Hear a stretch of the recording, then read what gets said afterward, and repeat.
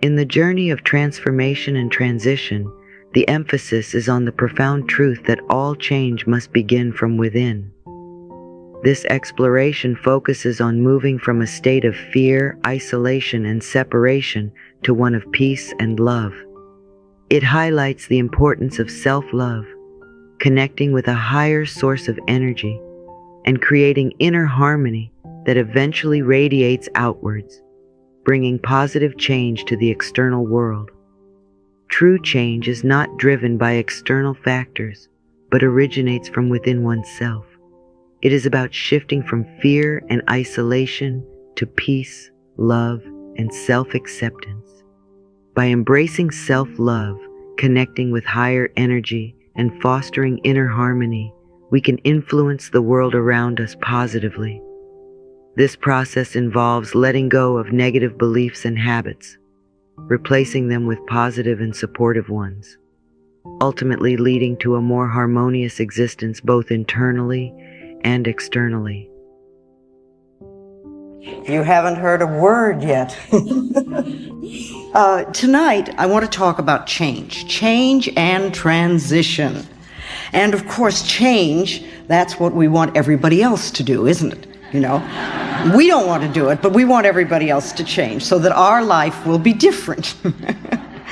And yet, of course, you know, any changes that we're going to do at all have to come from within ourselves. They absolutely must. And change to me means that you change from a feeling of separation and isolation and loneliness and anger and fear and pain, and into a state of peacefulness.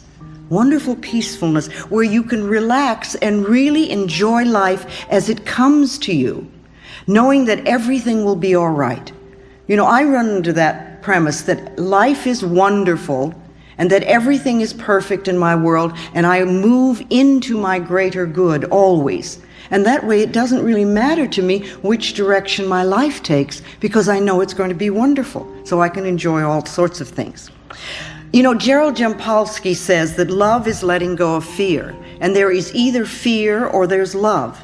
And if you're not in a love space, if you're not coming from the loving space of the heart, then you're in fear and all those other things like isolation and separation and things like that, and loneliness and anger. They're all part of the fear syndrome. And that's really what we want to change from.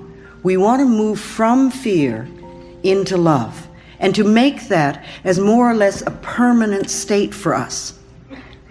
You know, even the planet itself these days is very much in this period of change and transition. We see it all around us. We're going from an old order into a new order. And some people say it began with the Aquarian age, and at least the astrologers like to describe it that way. But you know, to me, astrology and numerology and palmistries and all those other various methodologies are just ways of describing life. They explain life in a slightly different way, and people use different language to do this. But the astrologers say that we're moving out of the Piscean age and into the Aquarian age now. And you know, in the Piscean age, we reached outside of us and looked to other people to save us. We looked for other people to do it for us. But in the Aquarian age, which we're entering now, people are beginning to go within and find that they have the power to save themselves. And this is a wonderful, liberating thing for us. Now, some people get very frightened because it seems to be responsibility. But actually, we're discovering our ability to respond to life, not in a victim way, but in a way that gives us power. In a way that gives us power. We're finding that we're getting a connection to what the AA people call the higher power, and what I call our higher self, so that we can contribute to saving ourselves. And it's a wonderful feeling when you don't really have to be dependent on an outside person, but to know that you have within you tremendous abilities to make positive changes in your life.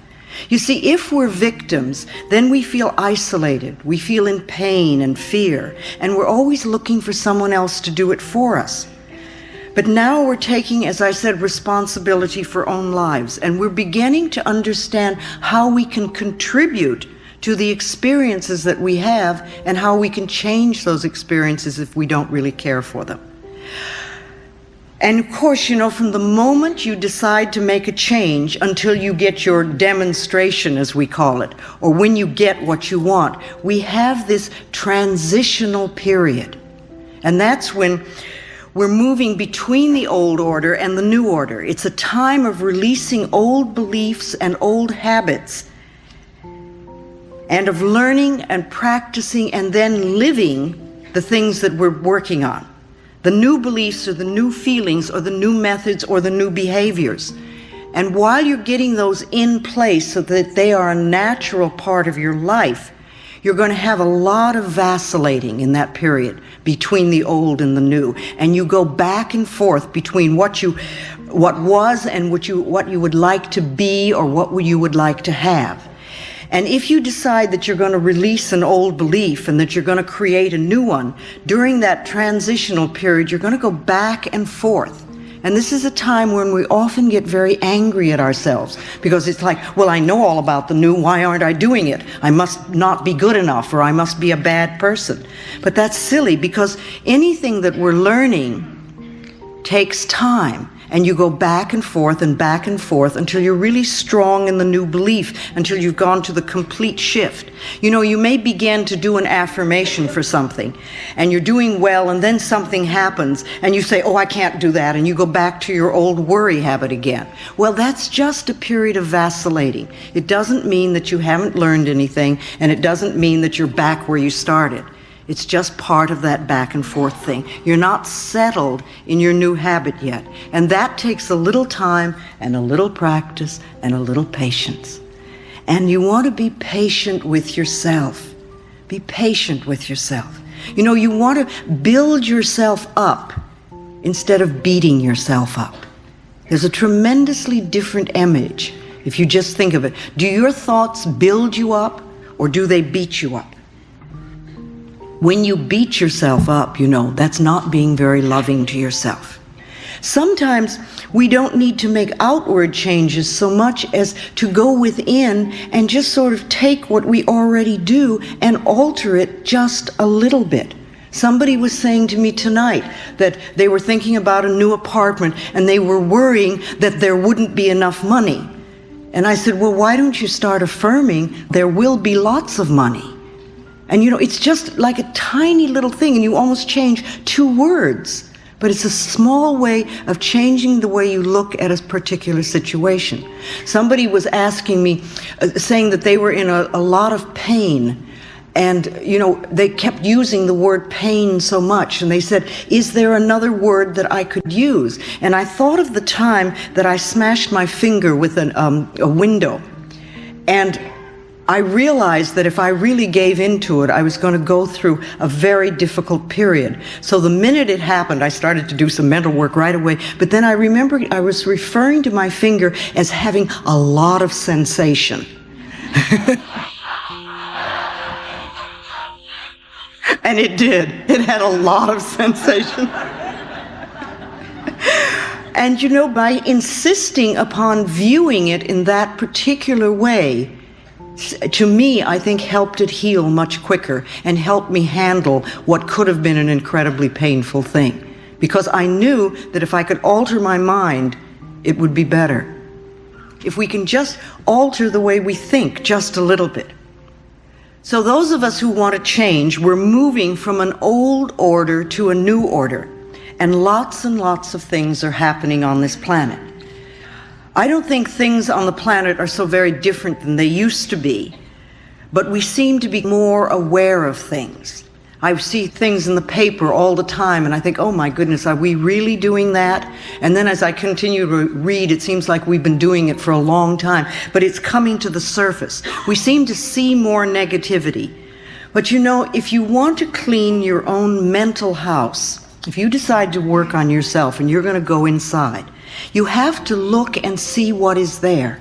You have to look and see what your beliefs are so you know what to change. You can't clean out the negativity if you don't see it. If you're going to clean your own house, it's the same thing. You have to look around and see where the dirt is. You have to pick things up and dust them and look around and polish them or throw them out or replace them. But you have to see what's there. And if we're going to make a big transitional phase on this planet and really help to heal this planet, we're going to have to look and see what's occurring here. We're going to have to see what's happening and to uncover the negativity. And the things that have been hidden for a long time are going to come to the surface. And I think that part of this transitional phase that we're going through, I think part of the catalyst for this is this crisis called AIDS.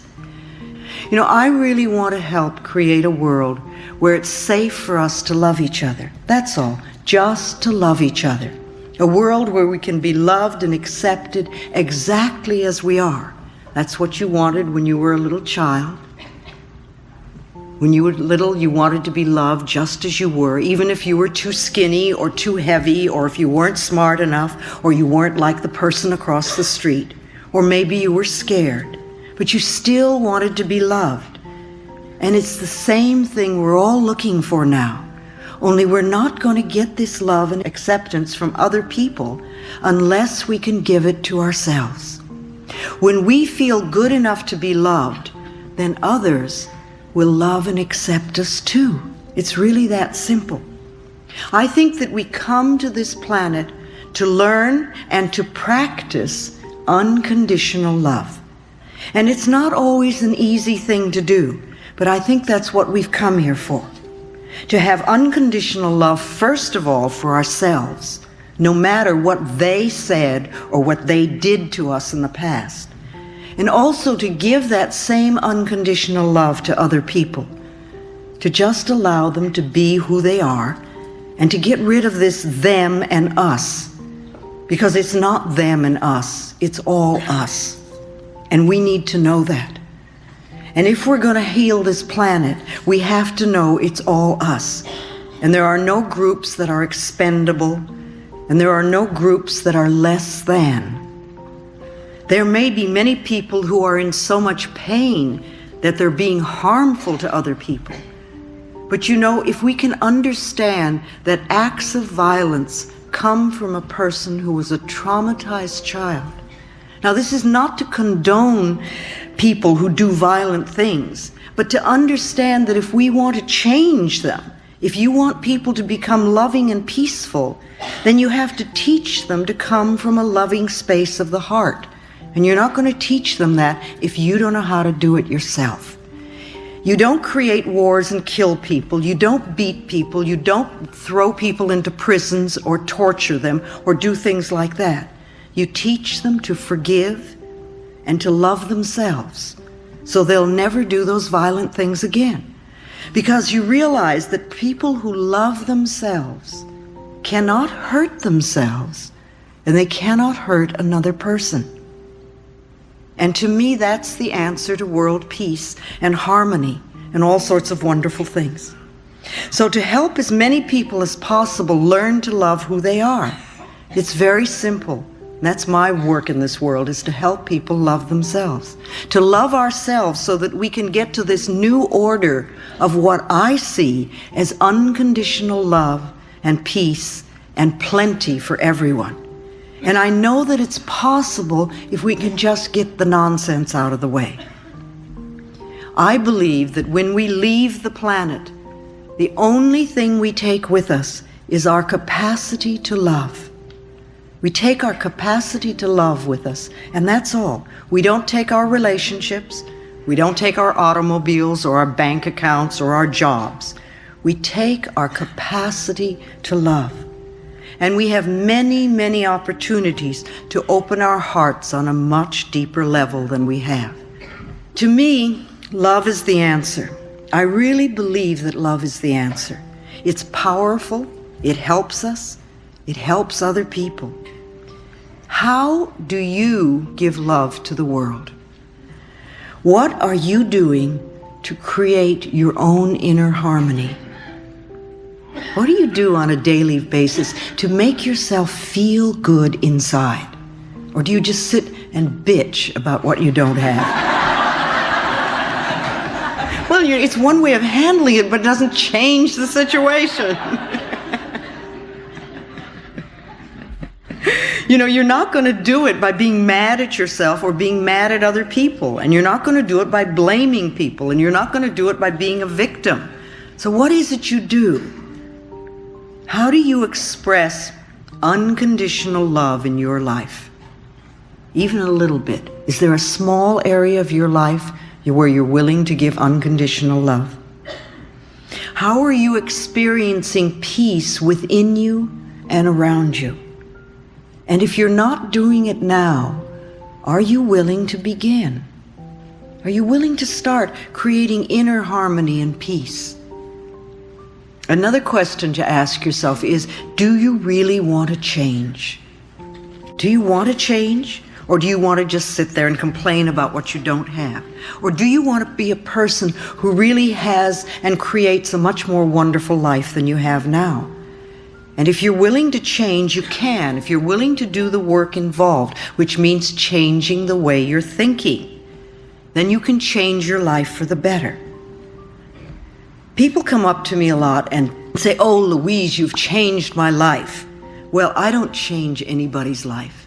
I don't do that. I'm not a healer. I don't heal anybody. I don't change anybody. I don't have that kind of power.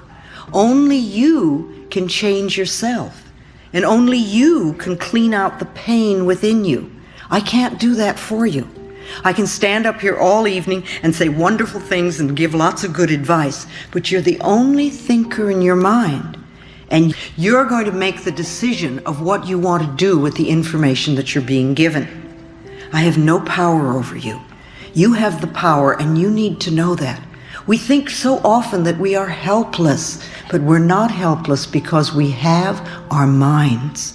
We have our minds. And you shape and mold your life from moment to moment by your thoughts and your beliefs and your attitudes. And you also want to know that you really are important to this world. You might say, "Well, I really don't do anything." But you are. Just the fact that you're alive is important, and your life has meaning. It really does. And you can contribute to the peace and the harmony of this planet just by using your mind. Now, some people get involved politically, and some people march, and some people do Peace Corps, and some people help feed the homeless and do all sorts of things, and that's fine. But you can also contribute to the peace and harmony of the planet just as much by how you use your mind. And remember, every time you think, every time you're thinking, you're connecting with like-minded people. Think of that for a minute.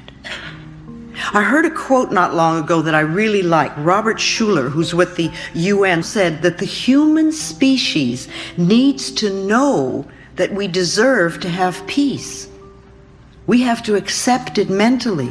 See, a lot of people believe that war is inevitable and that war is forever and that we're always going to have war. And I think those people are contributing to it by their thinking, contributing to the continuance of wars. But if we know that we deserve to have peace and that it is possible, it can become true for us. And as we begin by creating peace within us, and then within our small circle of family or friends, and at our workplaces, and then we let this peacefulness ripple out, we will find more and more peace on the planet. So remember that practicing inner peace will help us to connect with like-minded, peaceful people all over the world. Spirituality connects us all over this planet on a soul level. And the sense of cosmic spirituality that we're experiencing now is just wonderful. When I talk about spirituality, I don't always mean religion. You know, religions have a tendency to separate us. And religions often tell us who to love and how to love them, and who's lovable and who isn't. To me, we're all lovable. I really believe that we are all worthy of love. For love, to me, is the only thing that's going to bring about lasting, positive changes to our planet. Our spirituality is a direct connection with the ultimate higher source, and we don't need a middleman for that. Begin to see our spirituality connecting us all over the planet on a very deep soul level. So what sort of like-minded people do you want to connect with? Every time you get into judgment and criticism, you're connecting with like-minded people out there who are judgmental and critical. And this will come back to you. Remember, what we give out always comes back. And every time you meditate, you're connecting with like-minded people out there who are meditating. And meditating to me really means just closing your eyes and going within and being quiet long enough to hear your own inner wisdom. You really have the answers within you. You have all the answers within you. And you need to quiet down long enough to hear them. And that, to me, is the purpose of meditation. It's a connection with yourself, with your higher self. So every time you do that, you're also connecting with other people who are also doing that. And every time you do a visualization for healing your body or for healing the planet, you're also connecting with like-minded people who are doing the same thing. And several times during the day, you might stop and ask yourself, what sort of people am I connecting with now? Just sort of catch your thoughts where you are. And are you sort of going, oh, grumble, grumble, grumble, it's all your fault? Or are you thinking thoughts to create inner harmony and inner peace? Because if you create inner harmony, you're going to have outer harmony too. Remember, if we want to heal the world, we really have to start with healing ourselves. Because the center of your world is where you are. You are the center of your world, and so are you, and so are you. Each one of us, we are all the center of our own world. So the world goes out from us like ripples in a pond. And when we create harmony inside, when we're peaceful within, then that goes out into the world. That harmony and that peacefulness radiates out, touching people and places and things. You know how it is, somebody can walk into a room and they don't have to say a word, and you can be attracted to them or you can be repelled by them. We react to what they're giving out. Somehow we feel those vibrations. We pick up what people have going on inside of them. So let's make sure that we are radiating harmony and love. I believe that in order to change the planet and to change other people in our lives, we need to first change ourselves. We need to love ourselves. We need to be willing to contribute to our own inner peace and inner harmony. And we also need to be honest with ourselves. You know, we're so good at hiding from ourselves. But if we're going to make changes, we need to have self-honesty. And that doesn't mean putting ourselves down, but it does mean being willing to see what is within us that needs changing. It's very self-destructive when we lie to ourselves. It's not loving ourselves, and it's not being nourishing at all. We need to be honest with ourselves, and we also need to be honest with other people. And we need to learn how to say no in a loving way. And not always yes, and then do things that we don't want to do and then resent it because we weren't honest enough to say no. And I don't think it's so easy to be honest with other people until we can become more honest with ourselves. And the main value of being honest is that whatever we give out in life, we always get back. And this works on all levels. If we belittle or judge others, then we too are going to be judged. If we're always angry and blaming others, then we encounter anger wherever we go. If we steal someone's time, or if we take away someone's self-respect, or if we refuse to acknowledge someone else's good work, we can expect these dishonest actions to boomerang back to us as negative experiences. On the other hand, every time we treat ourselves with respect, every time we nourish and support ourselves and others, this also comes back to us as positive experiences. No matter how we may try to justify it, dishonest actions never work. They never work. And the more you get on the spiritual pathway, the quicker it comes back to you. When we take something that doesn't belong to us, whether it's a paper clip at the office to major shoplifting or robbery, we are in effect telling the universe that we don't feel worthy of earning our own, and that we're not good enough, that we believe that there isn't enough to go around, that we want to be stolen from. Or we may believe that we must be sneaky and grab to get our good. You know, if we believe that it's a dog-eat-dog world, then we're going to get eaten, because that's the way it works. These beliefs prevent us from experiencing abundance because they put walls up around us, and you don't get to experience the joy and the peace and love in your life.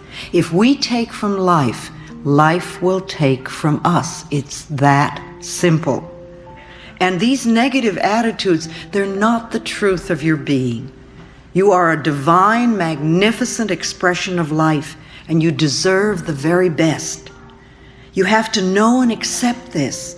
Our planet is abundantly plentiful, and our good always comes to us by the right use of consciousness. What we believe about ourselves and about our lives will become true for us. If we want to change our circumstances, we must change our belief systems. Ask yourself periodically, what do I really believe about this? And think about it. And what do I feel? And do I really want to do what they're asking me? And why am I doing this? Start examining your thoughts and what's going on inside of you. Be honest with yourself and find out what you're really thinking and believing. Don't just be on automatic pilot all the time, and say, oh, well, this is the way I am, or this is what I do. Why do you do it? And if it isn't a positive, nourishing experience in your life, see if you can figure out where it came from. Where did you first do it? Was that something you were taught as a child? Maybe it's time to let that one go. You don't need that anymore. If you have oh, this is just the way it is, well, then with that attitude, you can't change. It's not possible. And also, if you know everything, if you're a person who knows it all, who knows everything, you can't change because you can't let a new idea get in. We want to be willing to learn and to grow. And what we're always working for is more understanding and awareness and knowledge so that we can do and experience things differently. That's all. You don't want to berate yourself for what you used to do, or where you are, or what you don't know or you don't have. Just learn more. Study, go to classes, read books, listen to tapes, talk to other people. There's so much stuff that we can learn now. It's just wonderful. Learn about yourself. Learn about your beliefs. Learn about the way your particular mind works. And is it working in a way that really enhances your life? Explore a lot of new avenues so that you can begin to understand more. Allow new ideas in and expand your consciousness. We hear so much these days about addictions, and we think there are many, many kinds of addictions besides just the chemical ones. When we say addiction, we immediately think, oh, the chemical thing. But there's also pattern addictions, and every one of us has some sort of addiction, because they're really patterns that we adopt to keep ourselves from being in present time. We don't want to deal with what's in front of us, so we have some way of getting away. We don't allow ourselves to be where we are and to know what's really going on in our own lives. So we each have an addiction. I don't know what yours are. We all have something. Whatever it is that we do. For some people, it's a food addiction. For some people, it's a chemical addiction. And for other people, it could be an emotional addiction. Remember, you can even be addicted to finding fault in people. A lot of people like that one. You can be addicted to fear. You know, if you're somebody who's addicted to finding fault in people, then no matter what's going on, you find somebody else to blame. It's their fault. They did it. Or maybe you're addicted to running up bills. There are so many people that are so addicted to debt. And you know, they do everything they can to be over their heads in debt constantly. And it doesn't seem to have a lot to do with whether they have any money or not, the amount of money. And so being in debt, if you think of it, is an addiction. It's a pattern addiction that we do. You can be addicted to rejection, to having people reject you. And if that's one of your addictions, then everywhere you go, you're going to attract people who reject you. You know, who's watching me? Who's going to reject me? Who's not going to accept me? However, the rejection out there is always a mirror, a reflection of the rejection that we have within us. If you don't reject yourself, nobody else is going to reject you. Or if they do, it certainly isn't going to matter. You won't pay any attention to it. If you get upset because other people are rejecting you, you have to know that's because you're rejecting yourself. And so ask yourself honestly, how do I reject myself? Where am I not accepting? So you might think about addictions and what addiction do you have, and could you change your addiction, your negative addiction, into a positive one? If you're going to be addicted to something, why don't you be addicted to loving yourself, or addicted to doing positive affirmations, or addicted to something that really supports you and loves you? We also talk a lot about stress these days. It's such a key word. Everybody is stressed out, or it's so much. It's a catchword, and we use it so much these days, and I think it's really become a cop-out word too. Oh, I'm so stressed out, or this is so stressful. It's always stress, you know. But think about what stress really means. You know, stress to me equals fear. So next time you're thinking about how stressed you are, ask yourself what you're frightened about. Ask yourself how you're overloading yourself. How are you burdening yourself? What are you doing to yourself that's creating this fear within you so that you don't have inner harmony and peace? Don't just use it as a word to be a cop-out. Stress is not inner harmony. Inner harmony is being at peace with yourself. And when you're at peace with yourself, you do things one thing at a time, and you don't let things get to you. You can't have stress and inner harmony at the same time. They don't equate. So I see stress as fear.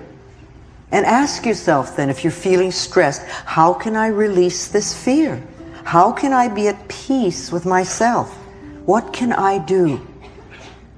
Nothing has any power over you. And don't give a little word like stress a lot of power. You are the power. You are powerful. You're the one that can make the changes. So to me, love is the answer. And if we're going to make changes, it has to come from a loving space of the heart, so that the changes will be permanent. They'll be permanent. And when you love yourself, life is so much easier and much more fun. And people resist loving themselves so much. I know I did at the beginning. But really, when you do, it's just so much more fun. It really is. You enjoy life. You wake up in the morning and you're glad to find yourself there.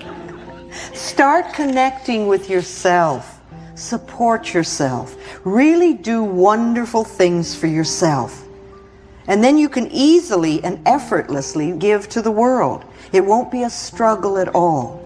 And that light that you're using to go within and find your own love, you'll be able to carry like a beacon for other people who are still in darkness. Remember, every person that learns to love themselves makes it that much easier for other people to do it too. Becoming enlightened is finding your own light and then shining it for other people. And know that you can do it. You're really powerful, and you can make the changes that you want. Just take the first steps and keep going, little step after step after step. You know, don't insist that you do it all in one leap. Take the steps. Remember, impatience is a resistance to learning.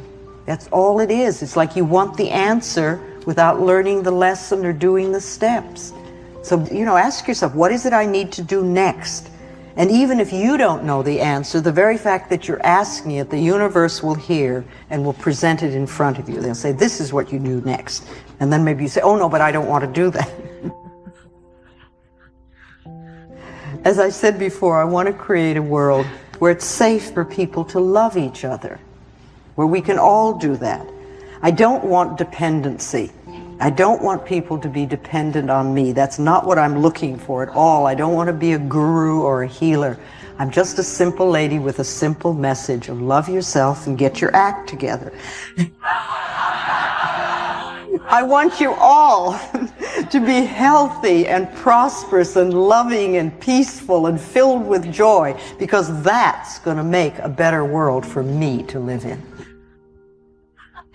All right, let's do questions. I see there's a mic here and a mic there and there and there. So, yes. What I was going to ask about is, going through all this process myself, I found how easy it is to be negative. And it's sort of like a natural... an old family pattern. Yeah, well, it probably is. Yeah. But it seems to be very easy and very natural. And I'm wondering what the source of it is. Why is it so pervasive? It seems like it's sort of everywhere. It's the natural way. It's not everywhere. No, it is not natural, and it is not everywhere, though it's a lot of places. And if you're a person who thinks negatively all the time, you will attract to yourself other people who do it, and you think the whole world is full of it. However, as you do make the changes, then again, you connect with other like-minded people, and you'll find that probably your circle of friends will change. Either they will change themselves, or you'll have different people. So it sounds like you're also in that transition period of going from one to another, and the old pattern of thinking very negatively just keeps bouncing up. But, if you keep practicing, it'll work. It really will. Okay, thank you. That's my belief anyway. All right, there's a microphone up here, I see. Louise? I'll go. Yes. First, I'd like you to know that there is something new and special in the Boston area. It's a women's healing circle. One of my friends in the circle and I have been discussing is, we know we can use affirmations to change our attitudes. And we believe that our thoughts and our meditations can send love and peace to the world. But can we affirm and affect a specific person's attitude or actions towards us? That's manipulation. You can't do that. If you do, it'll boomerang. No, you can see them in love and light and know that they're at peace with themselves, but you can't manipulate their actions. You don't know what their spiritual lesson is, and you really don't have any right to interfere, like you wouldn't want somebody doing that to you. And you may think that what you're wanting for them is the best for them, but if it really was, maybe they'd have it. We're just talking about sending and receiving love back and forth. Oh, love is fine. Oh, yes. I mean, as long as it isn't a specific thing. No, just love and kindness and peace. You can do that for the whole planet. And peace. Oh, that's a wonderful thing to do. That's what I'm talking about, sending out thoughts and connected with other like-minded people. And that they return it to us. Whether they do or not. All right. Thank you. All right. Okay.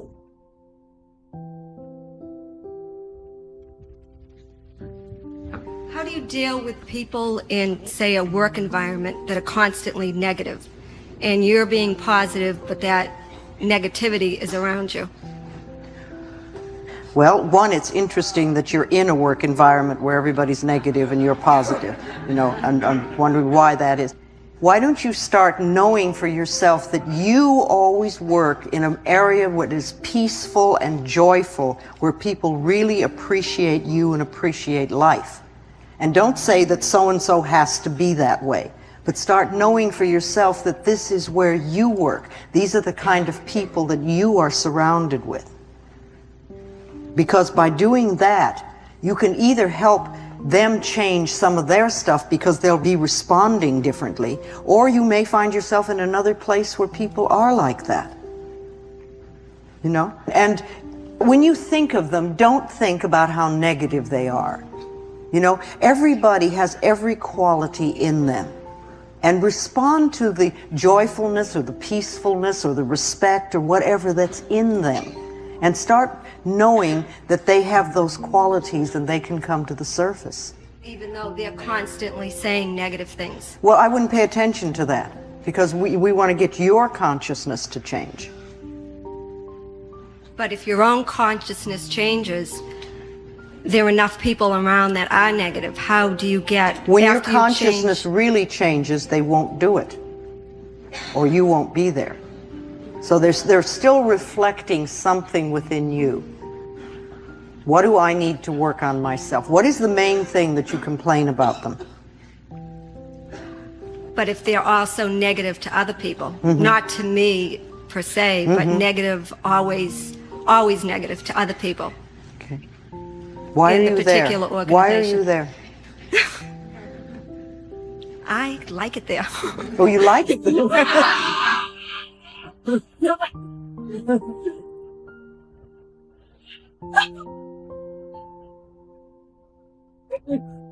Okay, start affirming that you're always surrounded by wonderful people that see life in the most positive way and that are a joy to work with and be around. Thanks. Okay? All right, it's your consciousness. Yes. Me? Yes, yes, up there. Whoever's up there. I guess I heard a lot of things tonight that really felt incredibly good, but I do have one burning question. Sure. And that's, where does God fit into all this? I hear you talking about the power that I can have, but yet in my recovery program, I'm learning that I am powerless and I have to ask for help. How does the affirmation... When you turn to the power within you, that to me is God. Now, I purposely don't use the word God because I find that it turns off a lot of people. But to me, all the words that I use are really speaking of God because God is all that is, you know. Part of it, it's us. And I don't see any separation at all. I think that you are being powerful when you choose your higher power, when you turn to your higher power. Now, you may be, according to the group that you're in, powerless over a certain situation, but not when you turn to your higher power. You know, it's your connection. The more you turn to your higher power, the more powerful you become. And I think it's just a little bit of semantics there, but I don't think there's any difference in the meaning. Okay? All right. Yes? Speak to me. My name is Peter. Oh, hello, Peter. I've never spoken in front of a room this big before. Well, you have now, honey.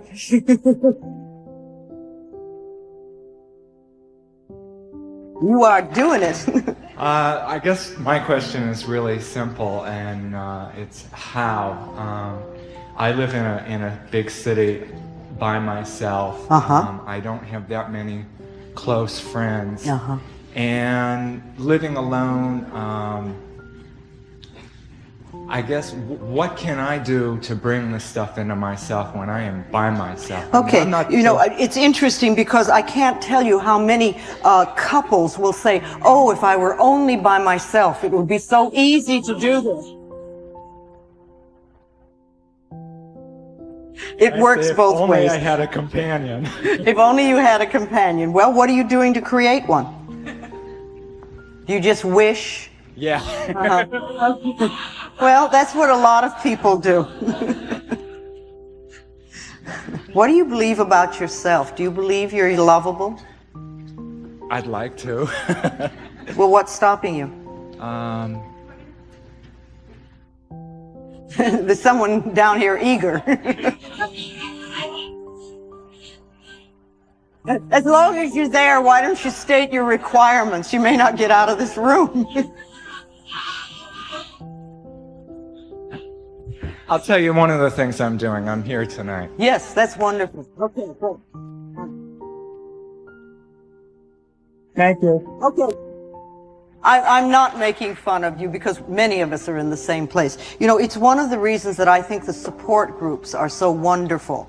Get with other people who are also studying, and it helps. It's wonderful if you can have like-minded people that are doing it together.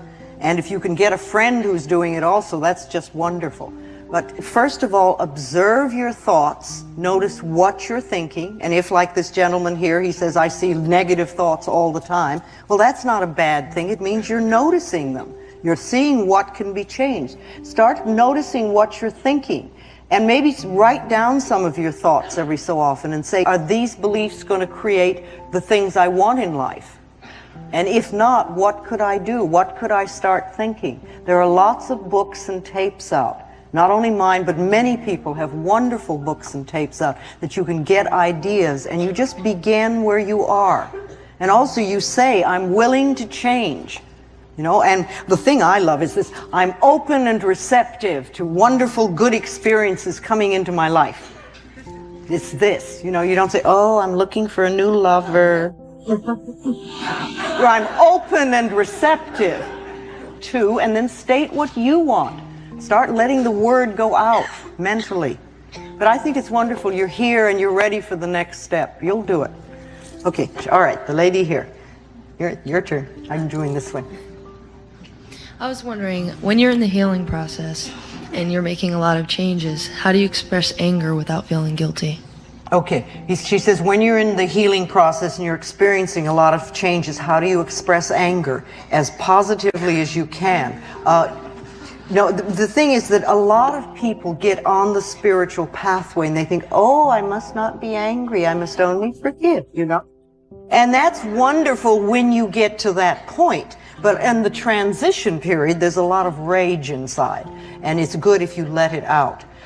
And you can do that in positive ways. You can kick pillows, you can scream in the car, you can take a tennis racket and smash the bed or something like that.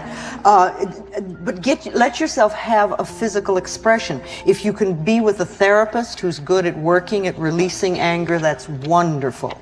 If you can be in a support group where they work on those things, that's great too. There are many ways that you can do it, but you don't want to deny your feelings. Remember, anger is not bad. Babies get angry. Babies get livid, and you know it.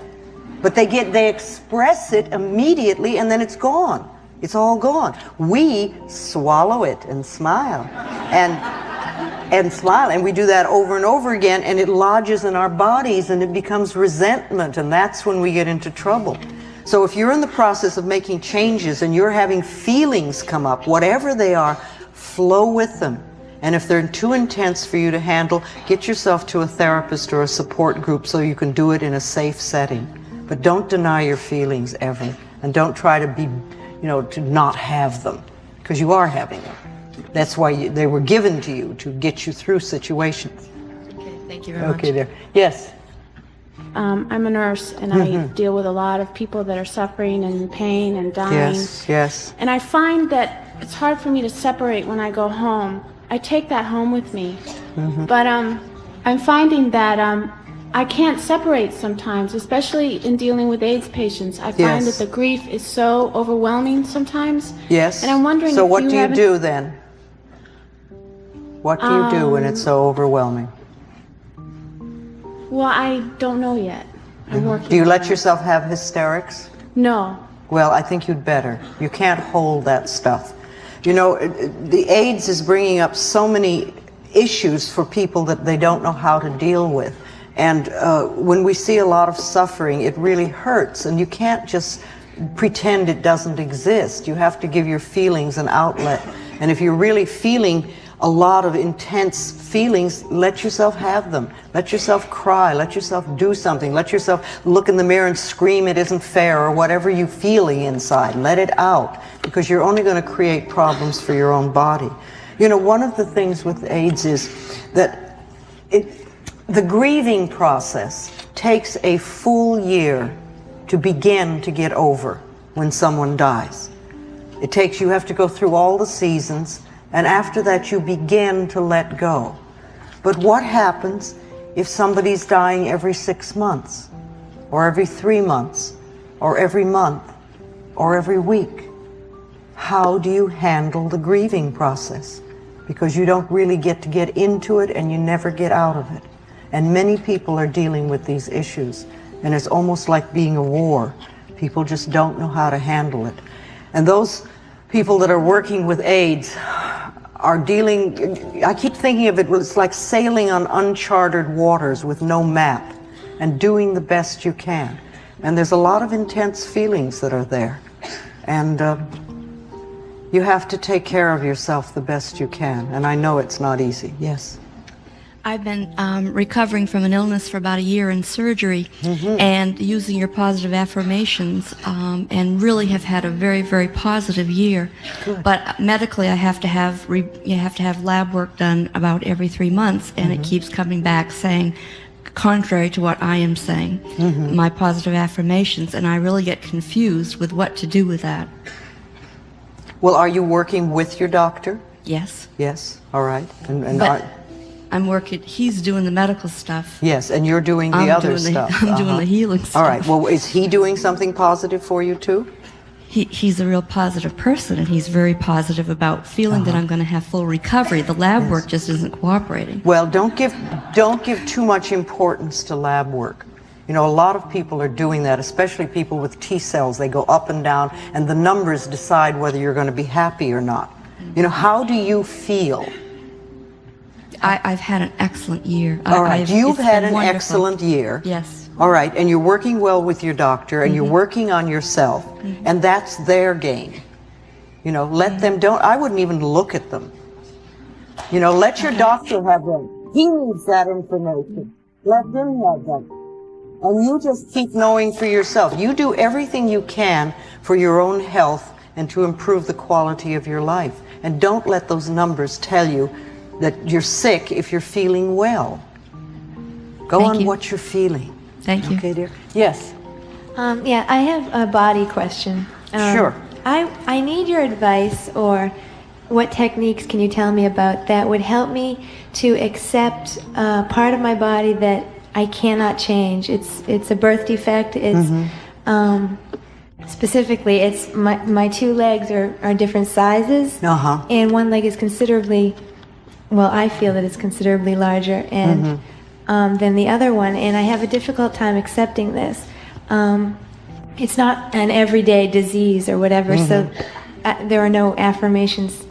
I don't know what affirmation I could say to myself or what techniques I could do. I appreciate the miracle of my body. Okay. According to Vogue magazine, let's say, it may not be, you know, the perfect thing, but that is really nonsense.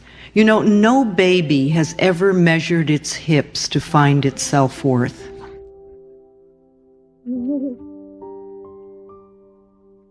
Thank you. And your self-worth has nothing to do with the size of your legs. It really doesn't. Your self-worth has to do with how you feel about yourself. You know, if you weren't picking on your legs, what would you be picking on about yourself?